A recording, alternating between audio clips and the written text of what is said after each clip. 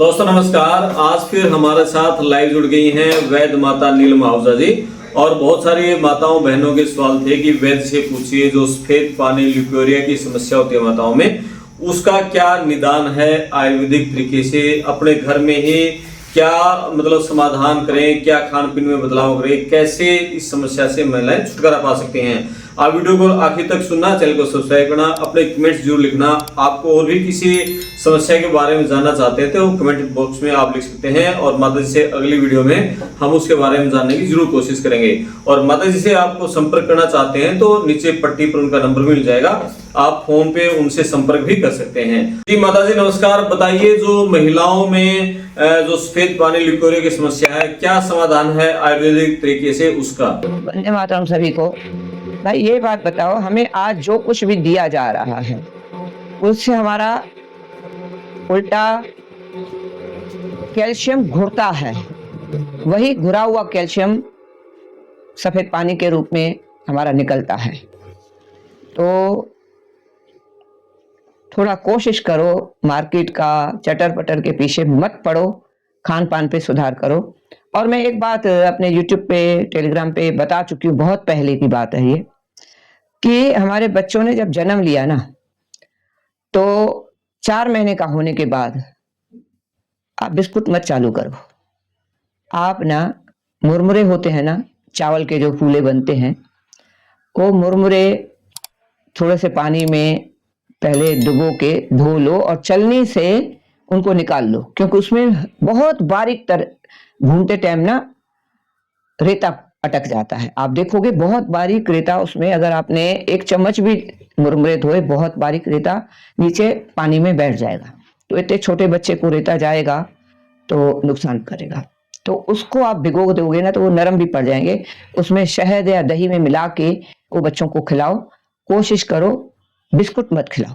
एक और फिर क्या करना, एक बहुत छोटी सी लहसुन की कली, एक छोटा सा प्याज बेर जितना, और एक मूली के पत्ता डंडी सहित, और छोटा सा ये समझ लो काली मिर्च जितना दाना अदरक का है, काली मिर्च जितना दाना हल्दी का, इन सबको पीस लो।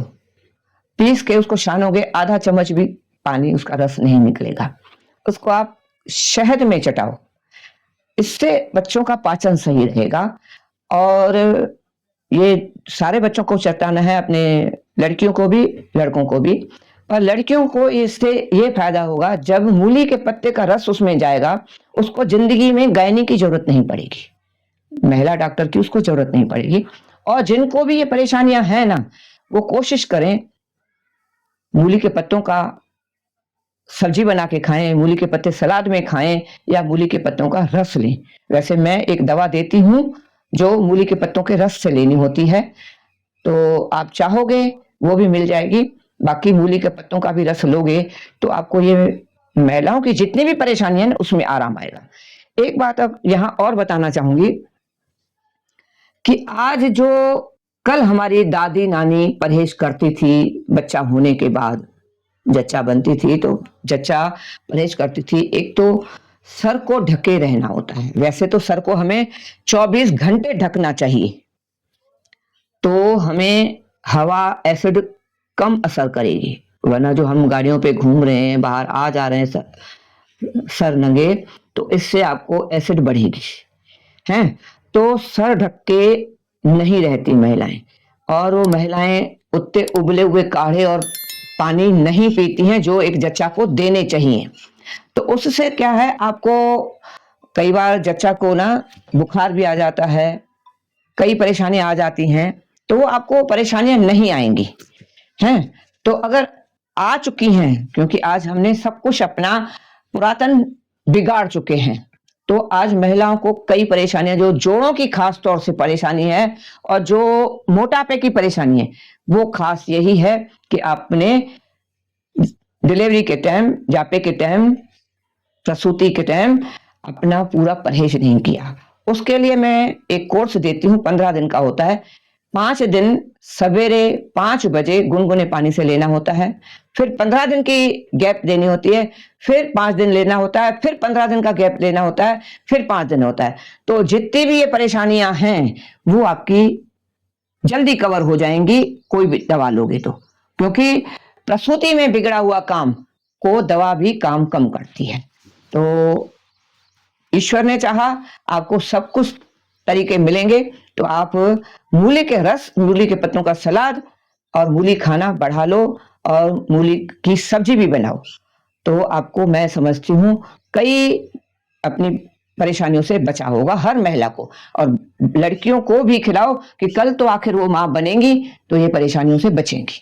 धन्यवाद जी। आजकल की बहुत सारी महिलाओं को ये समस्या हो रही है, बच्चे नहीं पैदा हो रहे हैं, बच्चे हो रहे हैं 2 मासा 3 मासा वो बिल्कुल खराब हो रहा है, तो ये समस्या क्यों आ रही है महिलाओं में? ये आज जो हम आधुनिक इलाज कर रहे हैं तो उससे हमारा सारा सिस्टम बिगड़ गया है। मैं पिछले बार भी आपके चैनल पे बताया था कि मेरे पास कुछ बच्चे आए हैं ऐसे जिन्होंने अब लड़कियों ने अपने माँ बाप का भी चल संपत्ति खत्म कर दी, अपने सास ससुर की भी खत्म कर दी, पर उनको बच्चे नहीं हुए।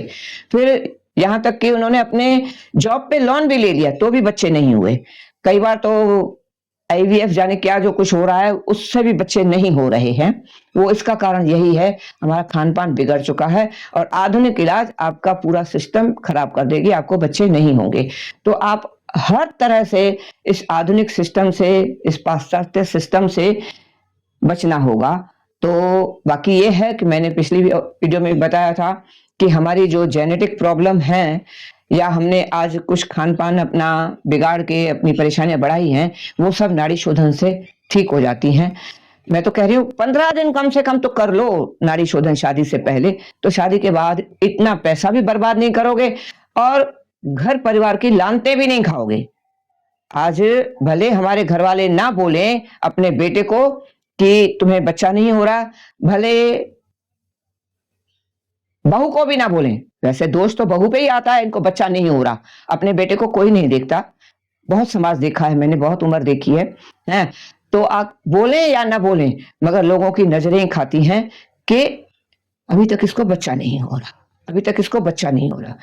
तो आप उस परेशानियों से बच जाओगे, उन तानों से बच जाओगे, उन नजरों से बच जाओगे अगर शादी से पहले 15 दिन आपने नाड़ी शोधन करा दिया। बशर्ते खान पान सुधारना है।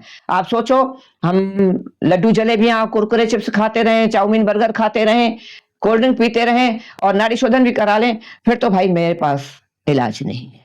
मैंने हद से हद 3 महीने लेने होते हैं। वैसे तो मेरा मरीज 12-13 दिन के बाद ठीक होना शुरू हो जाता है, 1 महीने में क्योर हो जाता है, पर मेरे को 3 महीने भी बोलने पड़ते हैं।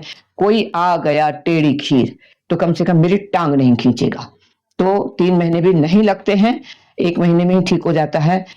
बाकी ये है कि परहेज में बोलती हूँ कि एक बार शरीर रूपी गेहूं में बीमारी रूपी घुन लग गया है तो आप सहेज के नहीं चलाओगे, 2 दिन में, 2 महीने में, 2 साल में वापस वही बीमारियों में घिर जाओगे।